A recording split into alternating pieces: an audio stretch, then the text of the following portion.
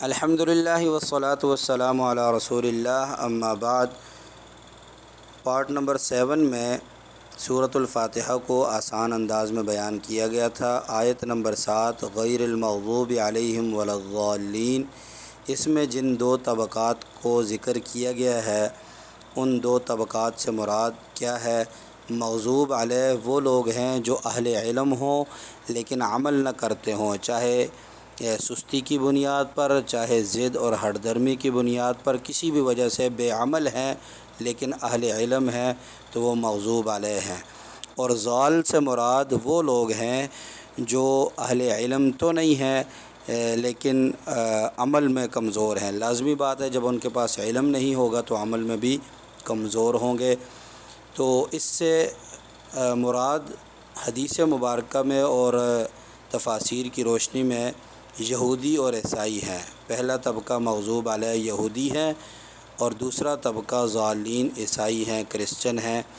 لیکن اس کا ہرگز یہ مطلب نہیں ہے کہ مغضوب علیہ اور ضال صرف یہودی اور عیسائی ہیں، اس کے علاوہ کوئی اور طبقہ نہیں ہے، ایسی بات نہیں، بلکہ دنیا میں ہر وہ شخص یا ہر وہ گروہ، ہر وہ جماعت جو علم رکھتی ہو، جن کے پاس علم ہو لیکن عمل نہ کرتے ہوں، چاہے وہ اہل اسلام میں سے ہوں، چاہے کسی بھی اہل کفار کے طبقات میں سے ہوں، وہ مغضوب علیہ ہیں۔ اور جن کے پاس علم ہی نہیں ہے اور عمل بھی نہیں ہے، چاہے وہ مسلمان ہیں چاہے کوئی بھی ہیں، وہ بھی عتاب زدہ لوگ ہیں۔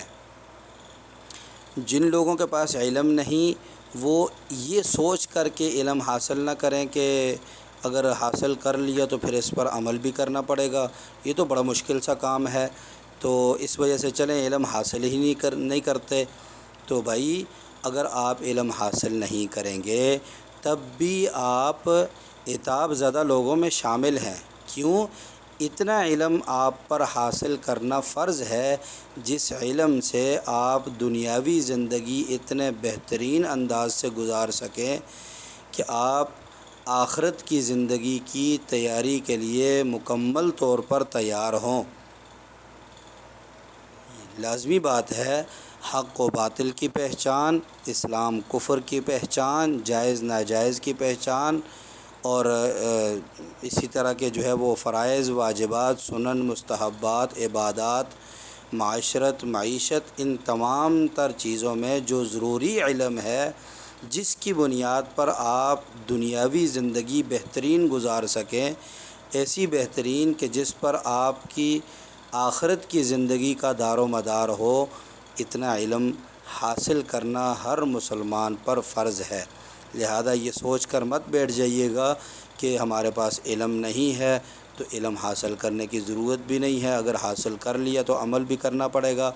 جس طرح کے بسا اوقات بعض لوگ اپنے دوستوں سے یہ کہہ دیتے ہیں نہیں جی یہ بات مجھے نہیں بتانی، اگر مجھے پتہ چل گیا تو مجھے اس پر عمل کرنا پڑے گا، اگر میرے علم میں آ گئی تو یہ میرے لیے عمل کرنا اس پر لازم ہو جائے گا، لہذا آپ یہ بات مجھے مت بتائیے۔ تو بھائی اگر آپ کو ہم نہیں بتائیں گے تو قیامت والے دن آپ سے ہی پوچھ ہوگی کہ آپ نے دنیا میں اس چیز کا علم حاصل کیوں نہیں کیا؟